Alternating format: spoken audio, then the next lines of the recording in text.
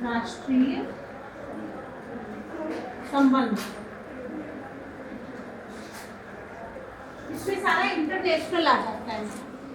जितना भी हमारे देश को विदेशों से संबंध करना है, व्यापार रखना है, यूएनओ के अंतर्गत सारी चीजें किसमें आ जाती हैं? अंतरराष्ट्रीय संबंध में। ये अभी आप 12th क्लास में पढ़ोगे इसके बाद।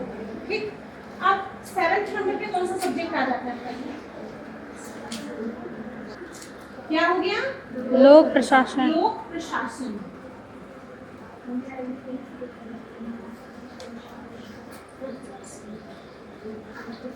ओके, लोक प्रशासन। लोक प्रशासन किसे कहते हैं? Administration, public administration. सुना है नाम कभी? सुना है आप लोगों ने? आप उसी के तहत तो स्कूल आ रहे हो, हम लोग उसी के तहत तो हैं। ऊपर से नीचे तक सारा पिरामिड नुमा बनाया गया है। लोक प्रशासन में क्या होता है? ऐसे ये वाला सिस्टम होता है ना, ऊपर को ये, फिर देखिए ये, फिर इनके भी ये अनगिनत हो सकते, कितने भी हो सकते, बस एक फार्मूला बता रही हूँ आप लोग को। फिर इनके भी 3-4 हो गए। ये मैं क्या बता रही हूँ? बोलो, जो पिरामिड नुमा क्या है? ये हमारा प्रशासन है, एडमिनिस्ट्रेशन। आ रही बात समझ में? अब ये देखो, ऊपर हमारे विभाग का कोई एक बैठा है, हम अपने विभाग का एग्जांपल आपको देते हैं। हमारे विभाग के महानिदेशक कौन है उस टाइम? बताइए। शिक्षा महानिदेशक का नाम मालूम है? मैं नहीं बता रही हूँ, कल आप लोग पढ़ के आओ, ठीक है? पहले जो थी वो चेंज भी हुई है। फिर उनके नीचे कौन है बताइए? शिक्षा निदेशक हैं।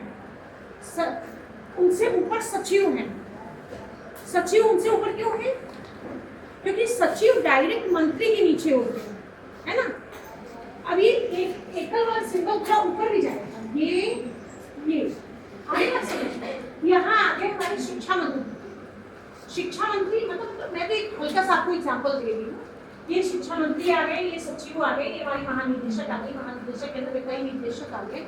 फिर उसके बाद उसके अलग अलग सेक्शन बटे होते हैं ना, जैसे माध्यमिक के, राजकीय के और तमाम वित्त के, आपके किसी प्रोग्राम के, तमाम इस तरीके से।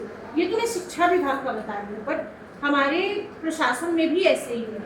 वो भी मैं आगे का क्लास बताऊंगी तो उसमें आप लोग को समझाऊंगी। जब कैबिनेट वाला आएगा, मैटर मंत्रिमंडल वगैरह बनाऊंगी, तब मैं कार्यपालिका के अंतर्गत वो आपको अच्छे से समझाऊंगी। लेकिन ये देखिए, पिरामिड नुमा होता है। ये प्रशासन कैसा होता है?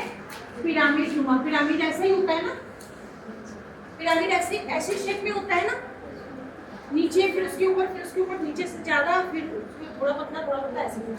तो यानी इनके पास राइट्स सबसे ज्यादा है। आरी बात समझ। फिर इनके राइट्स इनमें आए, हस्तांतरित हो गए। फिर इन्होंने अपने अधिकार को थोड़ा लोगों को हस्तांतरित किया।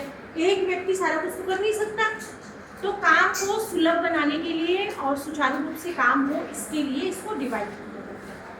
क्या समझ में आई सबको? ओके।